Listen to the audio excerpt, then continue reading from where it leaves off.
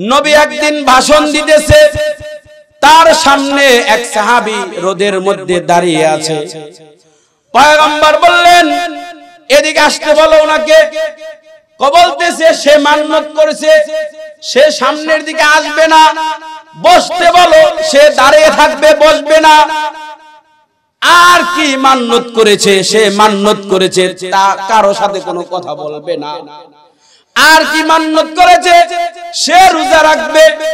নবী মুহাম্মদুর রাসূলুল্লাহ সাল্লাল্লাহু আলাইহি ওয়াসাল্লাম বললেন, এই সমস্ত মান্নত তাকে কে করতে বলছে? সে যে রোজা রাখতে চাইছে, এই রোজা রাখতে বলো।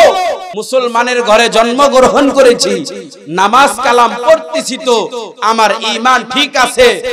এমনও কাজ আমার দ্বারা আপনার দ্বারা হইতেছে যেইগুলার কারণে আপনার থেকে আমার থেকে ঈমান চলে যাইতেছে। আমরা তো বিভিন্ন সময় নামাজে দাঁড়াই, নামাজের মধ্যে একটু এদিক সেদিক হইলে অনেক সময় এমন বিষয় আছে যেগুলার কারণে ঈমান নামাজ ভাঙ্গে না। এমন কিছু কারণ আছে যেগুলার কারণে ওযু ভাঙ্গে না। তারপরেও আমরা আলেমদের শরণাপন্ন হই, আলেমদের কাছে আমরা জিজ্ঞেস করি যে হুজুর, আমি তো এই কাজ করেছি, ওযু আছে না নাই?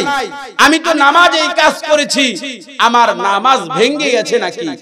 অথচ এমন কয়জন মুসলমান আছে যে আমরা মাঝে মধ্যে আলেম ওলামাদের শরণাপন্ন হই, আলেমদের কাছে জিজ্ঞেস করি যে হুজুর, আমি তো এই কাজ করেছি, আমি তো জবান দ্বারা এই কথা বলেছি, আমি তো কাজের দ্বারা এই কাজ করেছি, আমি এই কাজ বাস্তবায়ন করেছি, জবান দ্বারা এই কথা আমি বলেছি, এটার দ্বারা আমার ঈমান আছে না নাই? এমন আমরা কয়জন মুসলমান আমরা এইভাবে আলেমদের কাছে ঈমান আছে না নাই এই বিষয় আমরা আলেমদের শরণাপন্ন হই? বলেন হই? সাধারণত নামাজের ব্যাপারে, অন্যান্য ওই যে বললাম রোজার ব্যাপারে হয়, ওযুর ব্যাপারে হয়, এগুলা জিজ্ঞেস করি, কিন্তু আমরা ঈমানের ব্যাপারে কোন সময়ের জন্য আমরা আলেমদের কাছে জিজ্ঞাসা করি না। কিন্তু আমাদের উচিত হইল জিজ্ঞাসা করা যে আজকে হুজুর আমি এই কাজ করেছি, এখন আমার ঈমান আছে না নাই, আমার ঈমান ভেঙে গেছে নাকি? আলহামদুলিল্লাহ, জামিউল উলুম নুরুল কোরআন মাদ্রাসার উদ্যোগে বাৎসরিক ওয়াজ মাহফিলের আজ প্রথম দিনের মাহফিলের সম্মানিত সভাপতি, প্রধান অতিথি ও বিশেষ অতিথিবৃন্দ, মহান মালিক আল্লাহ তাআলার দরবারে লাখো কোটি শুকরিয়া যে আল্লাহ পাক রব্বুল ইজ্জাত আপনাকে আমাকে দুনিয়ার সমস্ত ধরনের ফিতনা ফাসাদ থেকে হেফাজত করে আল্লাহ পাক রব্বুল আলামিন আমাদেরকে জান্নাতের বাগানে আসার বসার তৌফিক দান করেছেন। অন্তর থেকে শুকরিয়া আদায় করে সকলে বলি আলহামদুলিল্লাহ। মুহতারাম হাজিরিন, আমাকে যে বিষয় দেওয়া হয়েছে সূরা আসর থেকে আলোচনা, আমি খুতবার মধ্যে সূরা আসর কোরআন শরীফের মধ্যে, কোরআন যেই সিরিয়ালে লেখা আছে 103 নাম্বার সূরা, এই সূরা আসর একেবারেই ছোট যেই সূরাগুলো আছে তার মধ্যে একটা সূরা সূরা আসর। আল্লাহ পাক রব্বুল আলামিন যদি আমাকে তৌফিক দান করেন, সূরা আসরের উপরে সংক্ষিপ্তভাবে কিছু আলোচনা করার চেষ্টা করব ইনশাআল্লাহ। মুহতারাম হাজিরিন, আল্লাহ পাক রব্বুল আলামিন এই ছোট একটা সূরার মধ্যে আল্লাহ তাআলা যে আলোচনা করেছেন, আল্লাহ পাক রব্বুল আলামিন সূরা আসর যেই কারণে নাজিল করেছেন, এই সূরা আসরের মধ্যে আল্লাহ তাআলা আমাদেরকে কি শিক্ষা দিয়েছেন? যদি আমরা আলোচনা যাই, প্রথমে আমাদেরকে বুঝতে হবে এই সূরা আসরের তরজমা কি। সর্বপ্রথম যে আয়াতটা ওয়াল আসর, আল্লাহ তাআলা কসম খাইছেন সূরা আসরের একবারে শুরুতেই কসম খাইছেন যে সময়ের কসম। ইন্নাল ইনসানা লাফি খুসর, সমস্ত মানুষকে উদ্দেশ্য করে আল্লাহ তাআলা বলতেছেন সমস্ত মানুষ ক্ষতিগ্রস্ত।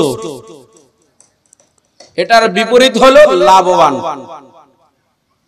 এরপরে আল্লাহ তাআলা বলতেছেন ইল্লাল্লাযীনা আমানু ওয়া আমিলুস সালিহাত ওয়া তাওয়াসাউ বিল হাক্কি ওয়া তাওয়াসাউ বিস সবর। যে আল্লাহ তাআলা কসম খায়া বলতেছেন সময়ের কসম সমস্ত মানুষ ক্ষতিগ্রস্ত, তবে তারা ব্যতীত। তারা কারা?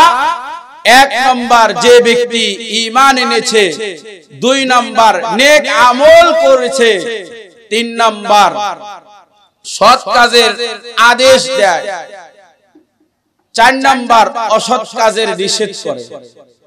তাহলে আমরা এখান থেকে জানতে পারলাম আল্লাহ তাআলা সময়ের কসম খাইয়া আল্লাহ তাআলা বলতেছেন সময়ের কসম সমস্ত মানুষ ক্ষতিগ্রস্ত, তবে তারা ব্যতীত। তারা কারা?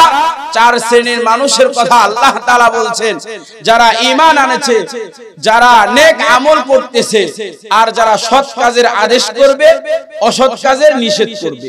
এই চার শ্রেণীর মানুষ ব্যতীত সমস্ত মানুষ ক্ষতিগ্রস্ত। বুঝাইতে পারছি? এই চার শ্রেণীর মানুষ ব্যতীত সমস্ত মানুষই ক্ষতিগ্রস্ত। তো বলেছিলাম যে একটা হলো ক্ষতিগ্রস্ত, আর এর বিপরীতই হচ্ছে লাভবান। তো আল্লাহ পাক রব্বুল আলামিন এই সূরাটা যেই কারণে আল্লাহ তাআলা নাজিল করেছেন, যেটাকে শানে নুজুল বলা হয়, একদিকে পয়গম্বরের সাহাবী হযরতে আবু বকর সিদ্দিক রাদিয়াল্লাহু তাআলা আনহু, অন্যদিকে আখিরি জামানার নবী নবী মুহাম্মদুর রাসূলুল্লাহ সাল্লাল্লাহু আলাইহি ওয়াসাল্লাম। আল্লাহ পাক রব্বুল আলামিন নবীকে দুনিয়াতে পাঠাইছেন, তার লক্ষ্য উদ্দেশ্য আছে।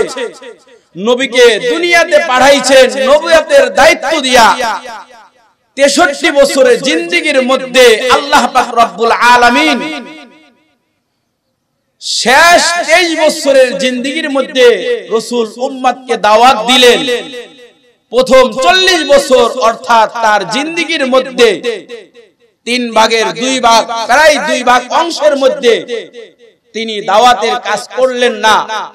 তো আল্লাহ পাক রব্বুল আলামিন এই 40 বছরের জিন্দেগীর মধ্যে আল্লাহ পাক রব্বুল আলামিন যখনই দাওয়াত শুরু করবে, কেউ কেউ অস্বীকার করবে, তুমি যে নবুয়ত দাবিদার, তুমি যে নবী দাবি করতেছো, এর পিছনে দলিল কি? এইগুলা পেশ করো। আল্লাহ পাক রব্বুল আলামিন এই 40 বছরের জিন্দেগি আল্লাহ পাক রব্বুল আলামিন নবীকে এমন ভাবে আল্লাহ পাক রব্বুল আলামিন প্রত্যেকটা সময় অতিবাহিত করেছেন, যে এই 40 বছরের জিন্দেগি শেষ 23 বছরে যে নবুয়তের দায়িত্ব পালন করবে, এই নবী হওয়ার পিছনে এই 40 বছরের জিন্দেগি, এটাও একটা দলিল। সুবহানাল্লাহ। পয়গম্বর দুনিয়াতে আসছেন মায়ের গর্ভে থেকে। আল্লাহ পাক রব্বুল আলামিন পয়গম্বরকে যখন দুনিয়ার জমিনে ভূমিষ্ঠ করাইলেন, দুনিয়ার জমিনে পয়গম্বর ভূমিষ্ঠ হওয়ার পরে নবী মুহাম্মদুর রাসূলুল্লাহ মায়ের গর্ভে থেকে যখন ভূমিষ্ঠ হয়, আল্লাহ তাআলার শুকরিয়া আদায় করেন। আল্লাহ তাআলার শুকরিয়া আদায় করে শেষ করেন নাই, আল্লাহ পাক রব্বুল আলামিনের কাছে দোয়া করেছেন। সুবহানাল্লাহ। আল্লাহ পাক রব্বুল আলামিন পয়গম্বরকে ছোটবেলা, আমরা যখন ছোট, আমরা সকলেই কম বেশি উলঙ্গ থাকি। পয়গম্বরকে আল্লাহ পাক রব্বুল আলামিন ছোট সময়, আল্লাহ পাক রব্বুল আলামিন নবীকে কোন সময় উলঙ্গ অবস্থায় রাখেন নাই। রাসূলের শরীরের মধ্যে কোন সময়ের জন্য মশা মাছি পর্যন্ত রাসূলের শরীরে কোন সময় বসে না। রাসূল এমন ভাবে চলাফেরা করেছেন এই 40 বছরের জিন্দেগি এমন ভাবে চলাফেরা করেছেন, দুনিয়ার মানুষের কাছে আল্লাহর পয়গম্বর দুনিয়ার মধ্যে সবচাইতে শ্রেষ্ঠ মানুষ হিসাবে তারা নবীকে স্বীকৃতি দিয়েছে। সুবহানাল্লাহ। এই 40 বছরের জিন্দেগি পয়গম্বরকে আল্লাহ পাক রব্বুল আলামিন এমন ভাবে চালিয়েছেন, এমন ভাবে নবী চলেছেন, আল্লাহ পাক রব্বুল আলামিন এই নবুয়তের কিছু প্রমাণ এই 40 বছরের জিন্দেগির মধ্যেই তারা পেয়ে গেছে। যখন দ্বীনের দাওয়াত দিতেছে পয়গম্বরকে, যখন কাফের আর বেঈমানরা আল্লাহর নবী মুহাম্মদুর রাসূলুল্লাহ সাল্লাল্লাহু আলাইহি ওয়াসাল্লামকে তারা যখন বলতে লাগলো তুমি তো ক্ষতিগ্রস্ত হয়ে গেছো, এই কথা যখন পয়গম্বরকে বলতে লাগলো কাফের আর বেঈমানরা, আল্লাহ পাক রব্বুল আলামিন সরাসরি বলেন নাই পয়গম্বর তো ক্ষতিগ্রস্ত না, তোমরাই ক্ষতিগ্রস্ত, এই কথা আল্লাহ তাআলা বলেন নাই। আল্লাহ তাআলা মাপকাঠি দিয়ে দিয়েছেন, শুধুমাত্র ক্ষতিগ্রস্ত তারা, সমস্ত মানুষ ক্ষতিগ্রস্ত যারা 1 নাম্বার ঈমান এনেছে, 2 নাম্বার নেক আমল করেছে, 3 নাম্বার সৎ কাজের আদেশ করেছে, 4 নাম্বার অসৎ কাজের নিষেধ করেছে। এই 4 শ্রেণীর লোক ব্যতীত সমস্ত মানুষ ক্ষতিগ্রস্ত। আল্লাহ তাআলা এই সূরা নাজিল করে আল্লাহ তাআলা তাদের জবাব দিয়েছেন। আরেকটা ঘটনা পাওয়া যায়, পয়গম্বরের সাহাবী হযরতে আবু বকর সিদ্দিক রাদিয়াল্লাহু তাআলা আনহু উমাইয়ার গোলাম ছিলেন, হাবশী গোলাম হযরতে বেলাল রাদিয়াল্লাহু তাআলা আনহু। এই বেলাল রাদিয়াল্লাহু তাআলা আনহু তিনাকে হযরতে আবু বকর সিদ্দিক রাদিয়াল্লাহু তাআলা আনহু আজাদ করেছেন। এমন ভাবে কষ্ট দেওয়া হইতো এই বেলাল রাদিয়াল্লাহু তাআলা আনহুকে। আবু বকর সিদ্দিক রাদিয়াল্লাহু তাআলা আনহু দেখলেন যে এমন ভাবে কষ্ট দেওয়া হয়েছে, তাকে আজাদ করতে হবে। কিভাবে আজাদ করা যায়? বলছে তাকে আজাদ করে দাও, কি লাগবে বলো? 10,000 স্বর্ণ মুদ্রা, যেটা বর্তমান বাংলাদেশের বাজারে প্রায় 200 কোটি টাকা। কত? 200 কোটি টাকা। এতগুলা টাকা যখন হযরতে আবু বকর সিদ্দিক রাদিয়াল্লাহু তাআলা দিয়ে বেলাল রাদিয়াল্লাহু তাআলা কে আজাদ করেছেন, এইভাবে দ্বীনের জন্য টাকা পয়সা সব খরচ করে শেষ করে দিতেছেন। আবু বকরকে আয়েশা বলতেছেন, ভাই আবু বকর, তুমি যেইভাবে টাকা পয়সা দ্বীনের জন্য যেইভাবে খরচ করতেছো, তুমি দুনিয়াও ক্ষতিগ্রস্ত আর পরকালেও তুমি ক্ষতিগ্রস্ত। এই কথা যখন তারা বলতে লাগলো, আল্লাহ পাক রব্বুল আলামিন সূরা আসর আল্লাহ তাআলা নাযিল করেছেন। বলছিলাম আল্লাহ পাক রব্বুল আলামিন কসম খাইছেন। কসমের ব্যাপারে মাসআলা হইল, আমরা জানি কোরআন শরীফের মধ্যে 15টা সূরা এমন আছে, প্রত্যেকটা সূরার শুরুতে আল্লাহ পাক রব্বুল আলামিন কসম খাইছেন। ওয়া কসমিয়া বলা হয় এই প্রত্যেকটা সূরা, অর্থাৎ এই 15টা সূরার কথা বললাম, প্রত্যেকটা সূরার শুরুতে আল্লাহ তাআলা কসম খাইছে। আমরা জানি, আমরাও কিন্তু কসম খাই। অনেক কসম জায়েজ হয়, অনেক কসম জায়েজ আমাদের জন্য হয় না। মানুষ মান্নত করে, মান্নতের মধ্যেও অনেক ভুল করে। আল্লাহর পয়গম্বর একদিন ভাষণ দিতেছেন, নবী একদিন ভাষণ দিতেছে, তার সামনে এক সাহাবী রোদের মধ্যে দাঁড়িয়ে আছে। পয়গম্বর বললেন, এদিকে আসতে বলো ওনাকে। বলতেছে সে মান্নত করেছে, সে সামনের দিকে আসবে না। বসতে বলো, সে দাঁড়িয়ে থাকবে, বসবে না। আর কি মান্নত করেছে? সে মান্নত করেছে তা কারো সাথে কোনো কথা বলবে না। আর কি মান্নত করেছে? সে রোজা রাখবে।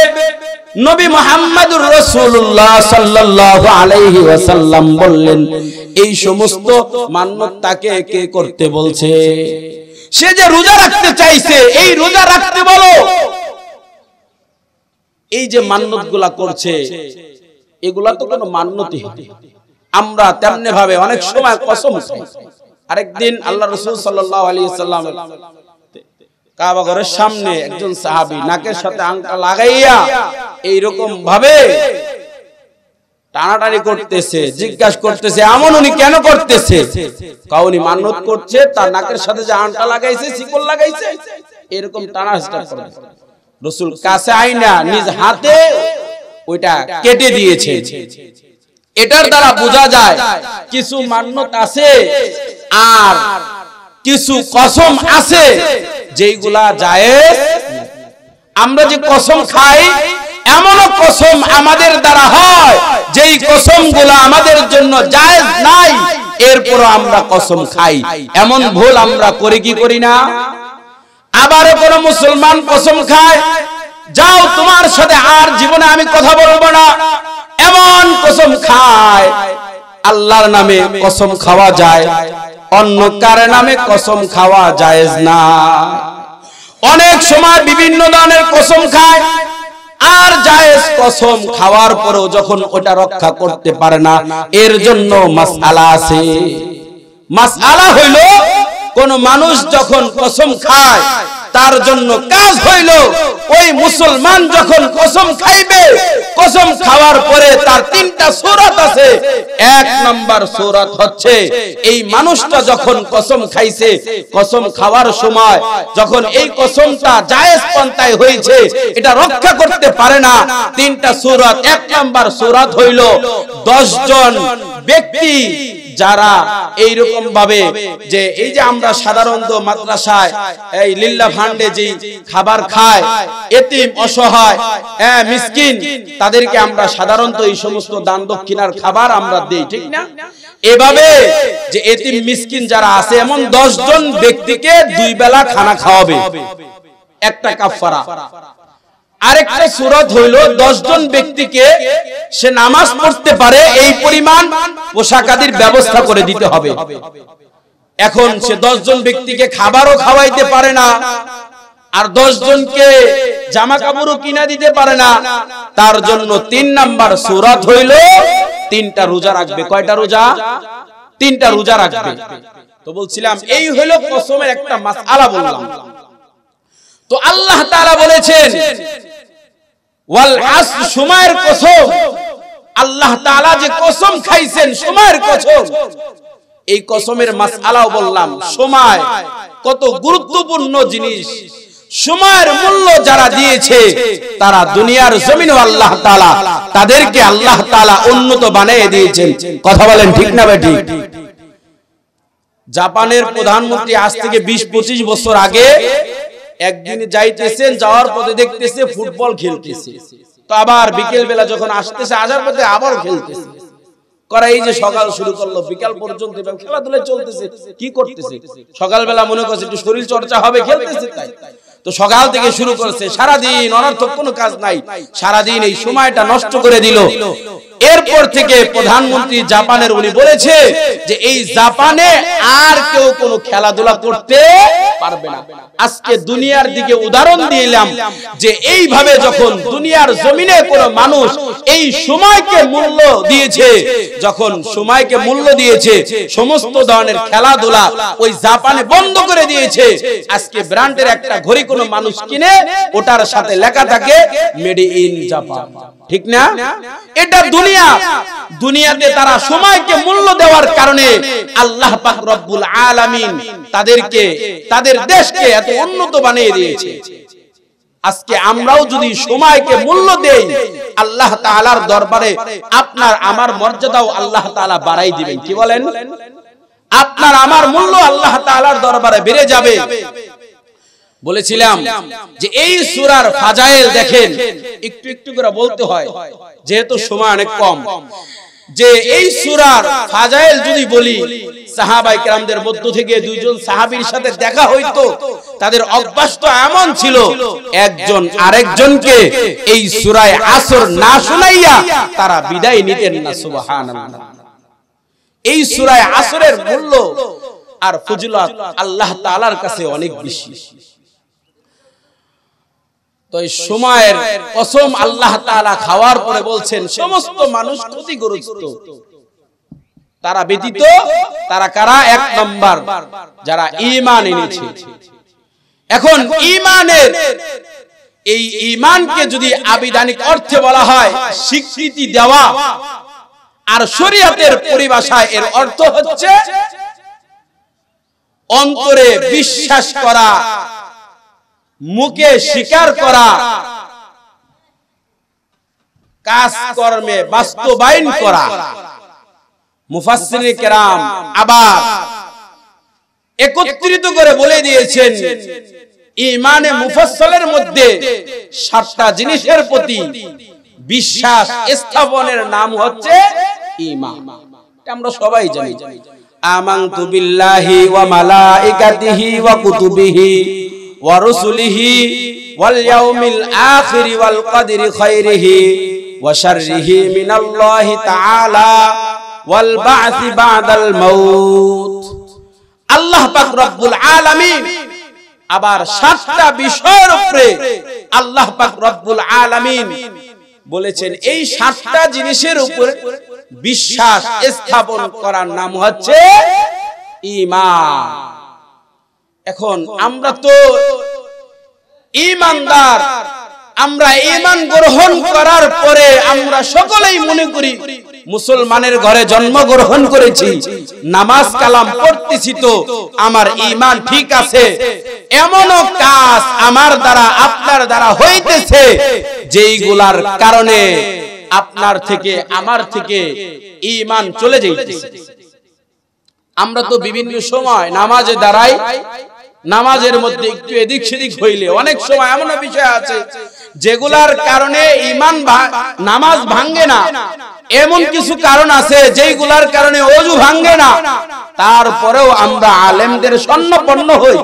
আলেমদের কাছে আমরা জিজ্ঞেস করি যে হুজুর আমি তো এই কাজ করেছি, ওযু আছে না নাই?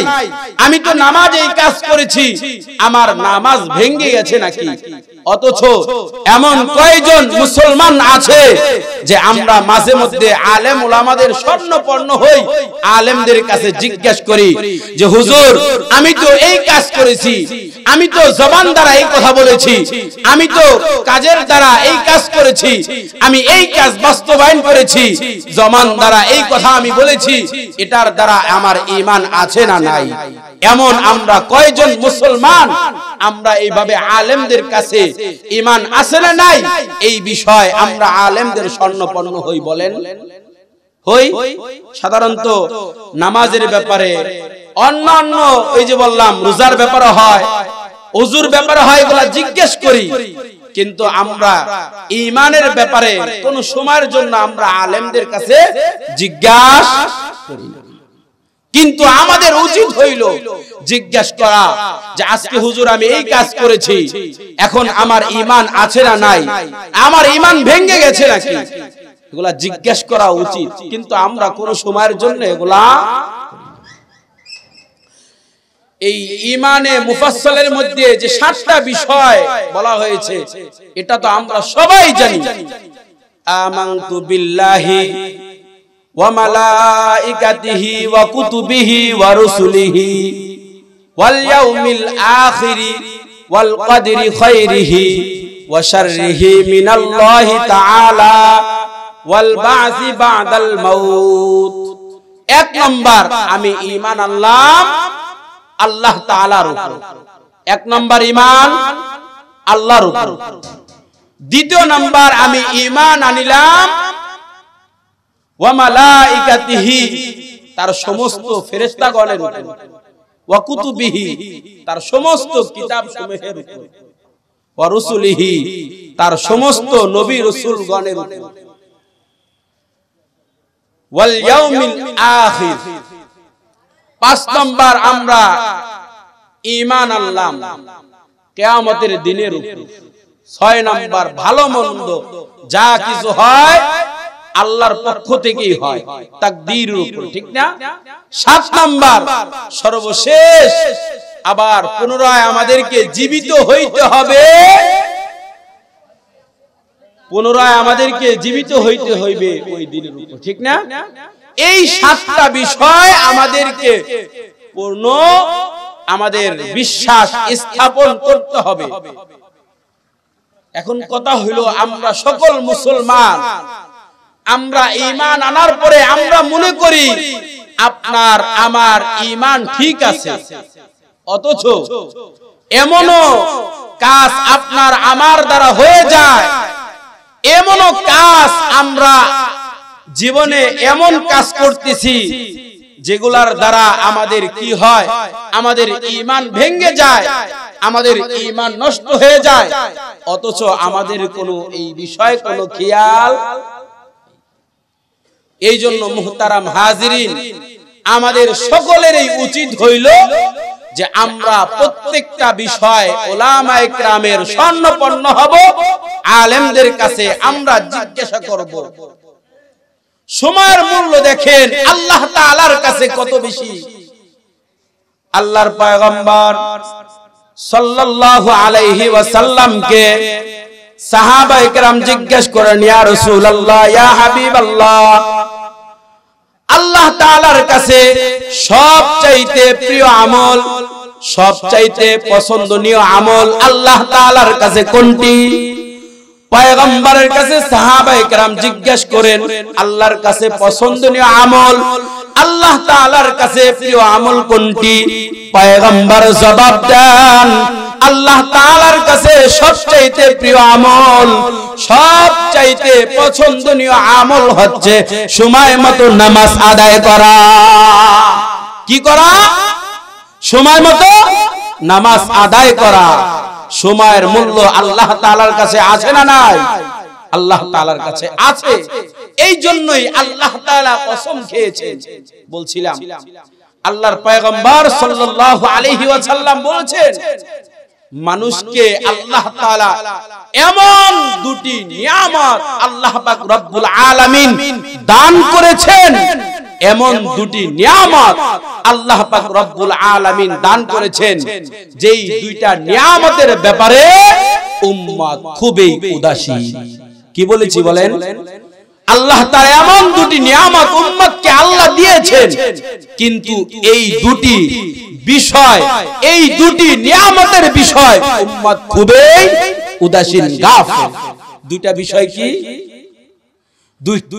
দুইটা বিষয়ের এক নম্বর বিষয় হচ্ছে সুস্থতা। এক নম্বর কি? সুস্থতা। আর দ্বিতীয় নাম্বার হচ্ছে অবসর সময়। কি কি বলেন? এক নাম্বার সুস্থতা, আর দ্বিতীয় নাম্বার হচ্ছে অবসর সময়। মানুষ অবসর সময় পায়, কিন্তু এই সময়টা মানুষ কাজে লাগাইতে চায় না। সময় কাজে লাগায় না, কাজে লাগাইতে চায় না। অথচ রাসূল বলেন, আল্লাহ তাআলা মানুষকে এমন দুটি নিয়ামত দান করেছে, যে দুটি নিয়ামত মানুষ কোনদিন এটাকে গুরুত্ব দিতে চায় না। এই বিষয়টা মানুষ অনেক গাফেল, অনেক উদাসীন। এক নম্বর সুস্থতা। মানুষ যদি সময় মতো, কোন ব্যক্তি যদি, মানুষ কিন্তু ইবাদত করা না করার পরেও আল্লাহ তাআলার দরবার থেকে পেনশন পাইতে থাকে, আল্লাহ তাআলার দরবার থেকে সওয়াব পাইতে থাকে। কোন মানুষ যদি সুস্থ অবস্থায়, কোন মানুষ যদি সুস্থ অবস্থায় ঠিকমতো ইবাদত করে যায়, এই মানুষটা যখন অসুস্থ হবে, ইবাদত করবে, ইবাদতে কোনো ত্রুটি হবে, আল্লাহ পাক ওই ত্রুটি ক্ষমা করবেন, তার আমলনামায় পরিপূর্ণ সওয়াব আল্লাহ দিয়ে দিবেন। কোন ব্যক্তি সে যদি তার যৌবনে ইবাদত করে, যৌবনে যখন ঠিকমতো ইবাদত করবে, যৌবনে ইবাদত ঠিকমতো করার কারণে যখন বৃদ্ধ হয়ে যাবে, বৃদ্ধ হওয়ার কারণে ইবাদত ঠিকমতো করতে পারে নাই, যৌবন বয়সে ঠিকমতো ইবাদত করার কারণে ওই বৃদ্ধ বয়সে ঠিকমতো ইবাদত করতে পারে নাই, যা কিছু ভুল ত্রুটি হবে আল্লাহ ক্ষমা কইরা তার আমলনামায় পরিপূর্ণ সওয়াব দিয়ে দিবে। কোন ব্যক্তি যদি বাসায় থাকা অবস্থায় নিয়মিত আল্লাহ তাআলার ইবাদত করে, সফরে যাইতে গিয়া ইবাদত করে ওই ইবাদতের মধ্যে কোনো ত্রুটি হয়ে যায়, আল্লাহ পাক রব্বুল আলামিন তার ওই সফরে যত ত্রুটি হবে ওই ত্রুটি ক্ষমা করবেন, তার আমলনামায় আল্লাহ তাআলা আমলের নেকির সওয়াব আল্লাহ তাআলা দিয়া দিবে। কি বলেছি? সুস্থ অবস্থায় যদি ইবাদত করে, অসুস্থ অবস্থায় ইবাদতে কোনো ঘাটতি থাকলে, ত্রুটি হইলে আল্লাহ ক্ষমা করবেন। যৌবন বয়সে যদি ঠিকমতো ইবাদত করে, বৃদ্ধ বয়সে ইবাদতে কোনো ত্রুটি হয়, আল্লাহ ওটা ক্ষমা করবেন, এমনকি আমলনামায় পরিপূর্ণ সওয়াব দিবেন। বাসায় থাকা অবস্থায় যদি নিয়মিত আমল করে আর সে যদি সফরে যাইতে গিয়া তার কোনো ত্রুটি হয়, সফরে থাকা অবস্থায় ইবাদতে কোনো ত্রুটি হয়, আল্লাহ পাক রব্বুল আলামিন তার ত্রুটি ক্ষমা করবেন, এমনকি তার আমলনামায় পরিপূর্ণ আমলের সওয়াব আল্লাহ দিবেন। বুঝতে পারছেন? তো বলছিলাম সময়ের মূল্যর কথা, যে আল্লাহর রাসূল সাল্লাল্লাহু আলাইহি সাল্লাম বলছেন দুইটা নিয়ামত আল্লাহ উম্মতকে দিয়েছেন, কিন্তু দুইটা বিষয় উম্মত অনেক গাফিল। কি বলছি? উম্মত অনেক গাফিল। একটা হলো সুস্থতা, আরেকটা হলো অবসর সময়। যখন আমরা সুস্থতা পাবো, সুস্থ অবস্থায় থাকবো, আল্লাহ তাআলার ইবাদত করব। কি বলেন? হ্যাঁ। আর যখন আমরা অবসর সময় পাবো, আল্লাহ তাআলার জিকির আজকার আমরা করব, নফল ইবাদতে আমরা আমাদের জিন্দেগি কাটাবো। কি বলেন? পারবো তো ইনশাআল্লাহ? আমরা আমল করব। আল্লাহ পাক আমাদের সকল মুসলমানকে, আল্লাহ পাক আমাদেরকে আমলের তৌফিক দান করুন, বলেন আমিন।